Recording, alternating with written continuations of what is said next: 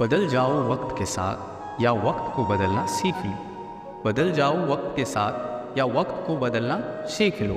मजबूरियों को मत कोसो, मजबूरियों को मत कोसो, हर हाल में चलना सीख लो। तो दोस्तों स्वागत है आप। आज हम बात करने जा रहे हैं किसी भी सॉकेट में अगर आप टेस्टर लगाते हैं तो न्यूट्रल में भी फेज आता है और फेज में भी फेज आता है। इसका सीधा सा अर्थ क्या होता है कि अगर आप टेस्टर न्यूट्रल में लगाते हैं फिर भी वो ग्लो करता है यानी जलता है, और फेज में भी लगाते हैं तो वो ग्लो करता है।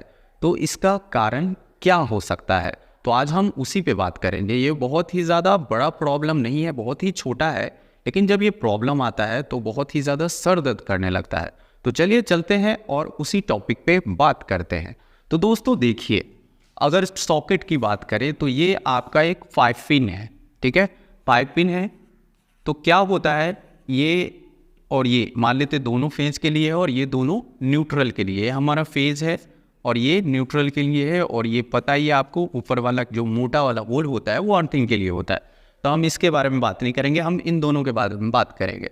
देखिए क्या होता है, कभी कभी हम टेस्टर फेज में लगाते हैं तो ये ग्लो होता है, यानी कि ये टेस्टर का बल्ब जो है वो जलता है। तो ये सही बात है, जलने भी चाहिए क्योंकि फेज आपको दिखा रहा है, इसका मतलब उसमें करंट फ्लो हो रहा है। लेकिन जब न्यूट्रल में भी कभी कभी लगाते हैं तो भी ये टेस्टर जलता है। तो उसके कारण क्या है, ऐसा तो नहीं होनी चाहिए, क्योंकि अगर इसमें भी जल रहा है आपका टेस्टर, इसमें भी जल रहा है, तो जब आप लोड लगाएंगे तो वो वर्किंग कंडीशन में नहीं होगा, वो चलेगा ही नहीं।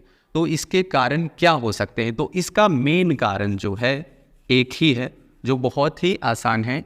मान लीजिए ये फेज है, ये न्यूट्रल है, आपने किसी बल्ब में दे रखा है, ठीक है, ये बल्ब है आपने इसमें दे रखा है, और ये आपका फेज और ये न्यूट्रल। तो क्या होता है, कभी कभी आपका जो है ये बल्ब नहीं जलता है। तो जब हम चेक करने जाते हैं तो न्यूट्रल में भी चेक करते हैं तो उसमें भी बल्ब जो टेस्टर का है वो ग्लो होता है, और फेज में भी बल्ब टेस्टर का ग्लो होता है। तो इसके कारण क्या है, इसके कारण है आपका वायर टूटा हुआ है या आपका न्यूट्रल कहीं से टूटा हुआ है, यानी कि आपका जो न्यूट्रल है वो डिस्कनेक्ट है। तो आपको तो बहुत आसानी से पता चल गया कि न्यूट्रल अगर टूटा हुआ है, डिस्कनेक्ट है, तो आपका फेज में भी फेज दिखाता है और न्यूट्रल में भी फेज दिखाता है।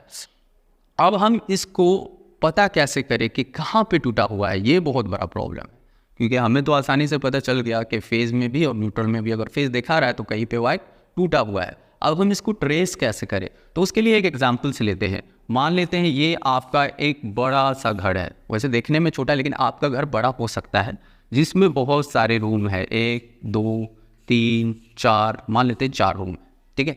4 रूम है तो हम सब का क्या करते हैं, अलग अलग MCB देते हैं, 4 रूम का 4 MCB, और ये कनेक्शन हम ले जाके MCB में डाल देते हैं, ठीक है। नॉर्मली समझते हैं, एक रूम का एक MCB, एक रूम का एक MCB, और यहाँ पे एक क्या होता है, मीटर बॉक्स होता है, एनर्जी मीटर, जिससे हम ये सबको कनेक्ट कर देते हैं। नॉर्मली समझने की कोशिश करते हैं, वैसे इस तरह से कोई कनेक्शन नहीं होता है, बस इतना समझते हैं मोटा मोटी कैसे कनेक्शन होता है, और न्यूट्रल भी हम जोड़ देते हैं, ठीक है। और एक हमारा आया रहता है फेज और न्यूट्रल, जो आपके बाहर जो घर के पोल होते हैं ना, घर के बाहर जो पोल, उससे आया होता है।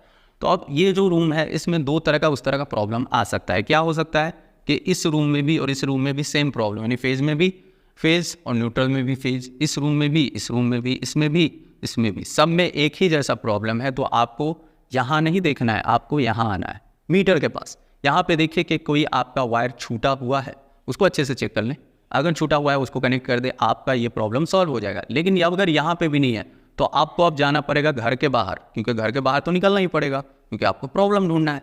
तो ये जो मीटर में जो आया हुआ है वायर, वो आपको पोल पे देखना पड़ेगा। अगर पोल पे ऐसा कुछ है तो ये आप सॉल्व नहीं कर सकते, क्योंकि आपको इलेक्ट्रिकल डिपार्टमेंट में फ़ोन करना पड़ेगा और वो आकर के इसको ठीक करके जाएगा। लेकिन अगर ऐसा प्रॉब्लम नहीं है, किसी एक घर में ही आ रहा है या 2 घर में ही आ रहा है, तो हम क्या करेंगे, सबसे पहले इस घर में आ रहा है तो हम इसका वायर देख करके जाते हैं इसके MCB के पास।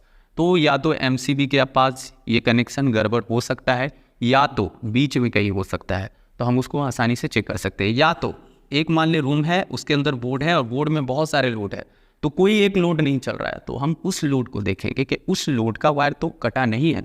तो कुछ इस तरह से बहुत ही आसानी से आप ट्रेस कर सकते हैं कि आपका जो वायर टूटा हुआ है वो कहाँ पे टूटा हुआ है। तो आई होप मेरे वीडियो से आप लोगों को जानकारी मिली हो, तो कमेंट सेक्शन में ज़रूर बताएं। अगर आप नए हैं मेरे चैनल पे तो चैनल को सब्सक्राइब कर लें। मिलते हैं आपसे अगले वीडियो में अगले बहुत सारे टॉपिक के साथ, तब तक के लिए बाय बाय, टेक केयर।